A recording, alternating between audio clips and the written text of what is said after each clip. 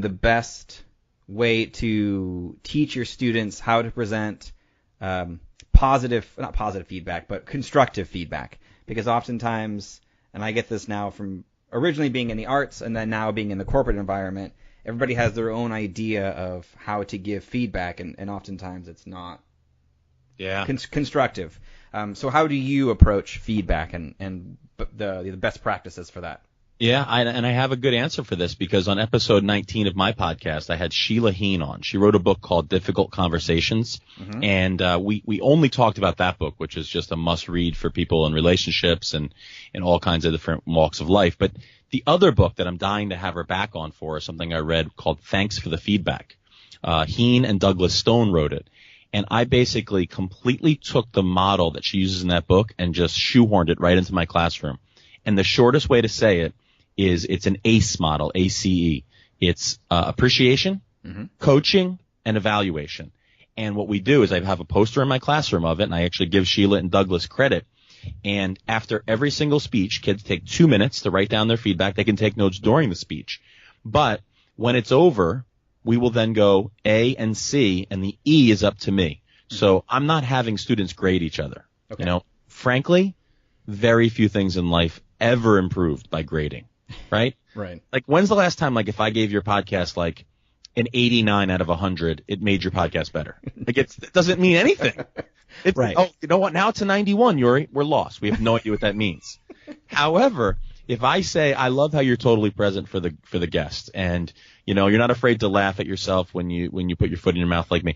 These are appreciation moments. So at first it's rocky because it seems so, authentic. Kids want to just give right to the coaching, but it starts with genuine compliments, not allowed to say something you don't mean. Okay. And then eventually they just seamlessly work in the coaching. It'll say, oh, I mean, I love how you were so vulnerable today. You've come such a long way in this class. It's amazing to see. The first speech, I remember you just couldn't even talk without dry mouth, and now you're just moving around the room so comfortably. The one thing I'd like to see you do, though, is would it be possible to have a slide that has fewer words on it? Because there's so many words in that slide. And what is the person going to say at that point? That's not fair. That's not fair credit. They take it so well because you've given genuine appreciation and you've given coaching. Now, there's one other layer, and this is a little easier for adults, is the adult can then say, what I just said this the other day to a colleague. They said, could you give me feedback on my presentation? I said, sure. What kind of feedback would you like? And by pinging that back to her court, she was then able to say, well, actually, I want to see if the slides have an impact. Now I can focus, instead of giving her something she's not even interested in. Right. I can focus the feedback. But if you do the Sheila Heen ACE method, it really, really works well. And I find that they don't even care about the E. You know, it takes the stigma off of the E. Instead of waiting and waiting and waiting, did I get a 94? Did I get a 96? They're really interested in, hey, what'd you love about it? And what can I do to move it from good to great? Oh, that's great. I need to investigate more into that, because in the corporate world, I'm so used to the standard, what's called like the feedback sandwich or something like that. Yeah. Where it's like clockwork. Anytime a manager or my boss will kind of give me a critique, I can like time it. It'll be like, you did this right, and then will come well, maybe do this, and then swing it around to like, but you also did this right. And I was like, okay, thanks. I really wish that I could give the proper credit, but recently I heard someone say, who wants to eat a crap sandwich? Like, nobody wants to eat it, so why would we use it? And then just really quickly on this point, if you start with the bad news and end with the good news, it's actually more effective than the reverse, right? We've always been taught to do the other way. Yeah. But the difference here is we're not giving harsh criticism. We're saying, how do we move it from good to great? Yeah. I like that idea better. So when was it that you decided to start a podcast? It's interesting. A friend of mine, Kevin Wilson, is a professional in Major League Baseball hitting coach, and he's just one of the best in his field. And I played high school baseball with him. So as he was moving his business forward, and I was just kind of moving along in coaching and in the classroom, he said he was thinking about trying to kind of do some marketing and doing some publicity for his business. and I had asked him what he had in mind. He said, well, I'd love to do some kind of show. I said, do you know about Google Classroom? Google Hangouts. He didn't even know about that. So we did some Google Hangouts, and thankfully they've been deleted from the internet. They were absolutely atrocious, but basically we would go back and forth talking about how to help people be better at hitting. Mm-hmm. Eventually I said to him, do you know about podcasts, which seems laughable. He didn't. He's so single-minded and in the baseball field. He's always meeting with clients. So we tried to do a few episodes. They were terrible. Then we got the hang of it, eventually after, let's face it, after reps. Mm-hmm. And I helped him launch his podcast. It's called KWB Radio, for Kevin Wilson Baseball.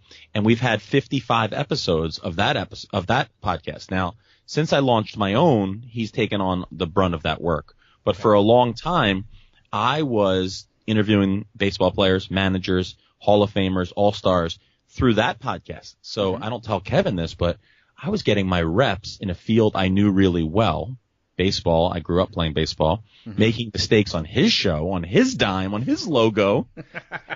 And then eventually I didn't know he had a sinister plan where he said, when are you going to launch your own? And I was kind of looking for the blessing from the Godfather secretly, right? Like, yeah. He said that. I said, wait, really? Now, meanwhile, I've been thinking about launching my own for a long time, but I wanted to make sure I wasn't hurting feelings. I mean, he gave me my start in podcasting, and he says, Joe, you're not just interested in baseball. You're interested in food. You're interested in communications. You're interested in conflict resolution. You're interested in public speaking. You're not going to be satisfied by just interviewing baseball players. And honestly, you've heard that expression, to be unclear is to be unkind. Well, he made it so kind. He said, you got to do your own. So he then began pushing me out of the nest to do my own.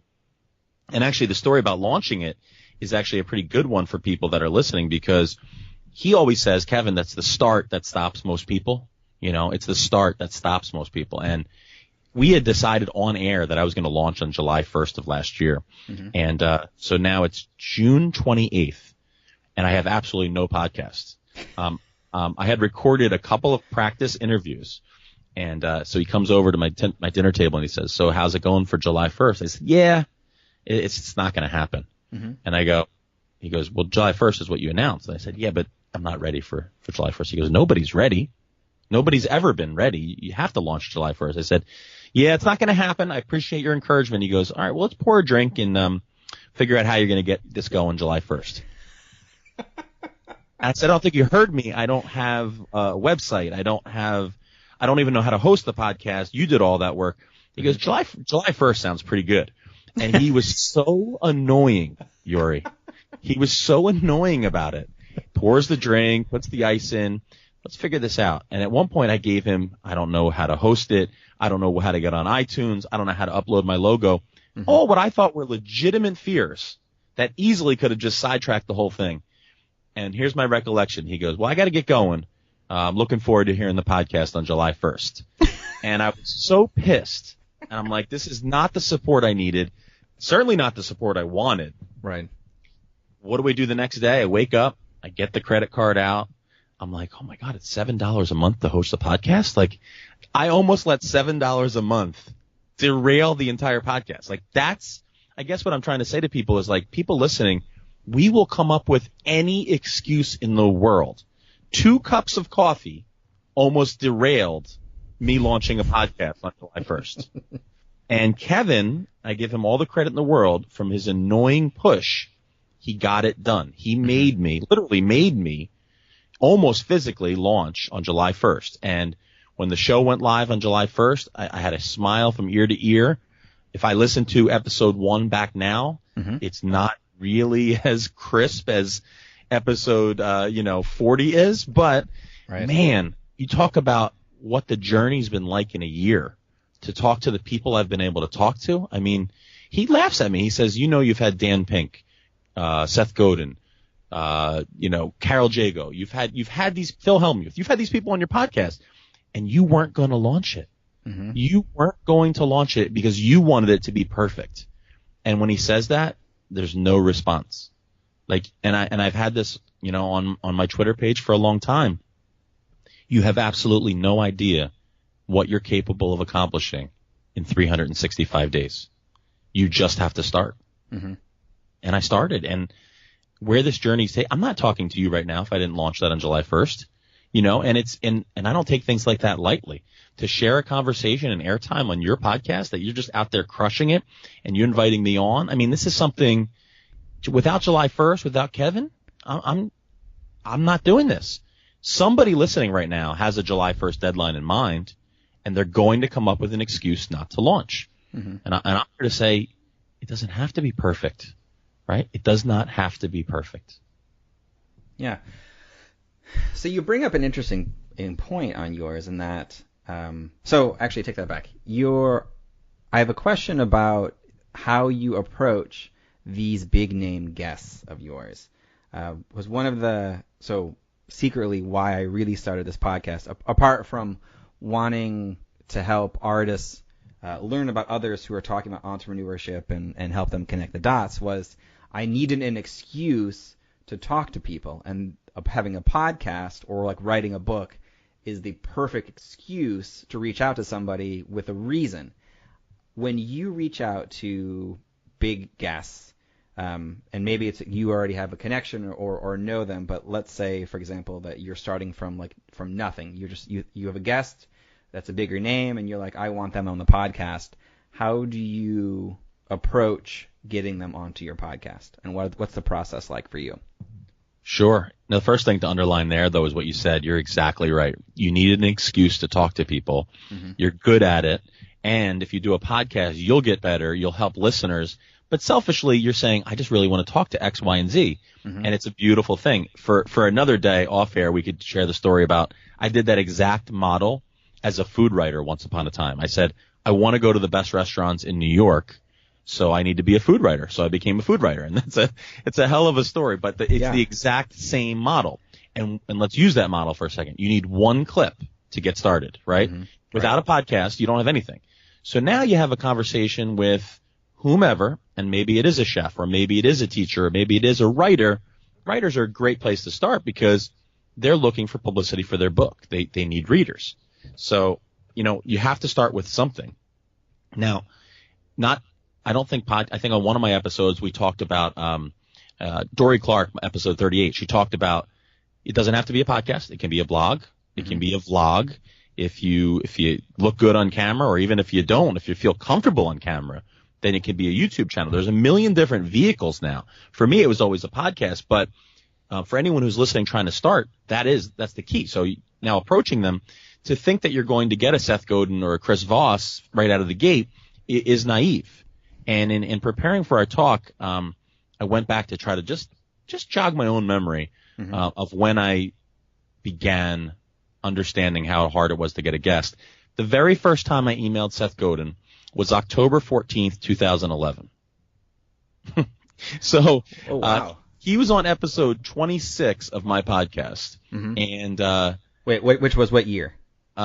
This year. This year, okay, so 2018. So 2011, you reached out to him. He eventually came on in 2018. Yeah, now I don't want to over-dramatize the thing and say to you that I haven't been badgering him for 7 years. Sure. But what I think the lesson is the relationship started 7 years ago. Mm-hmm. I reached out to him to ask him a question about something that could help someone in my classroom. He generously responded.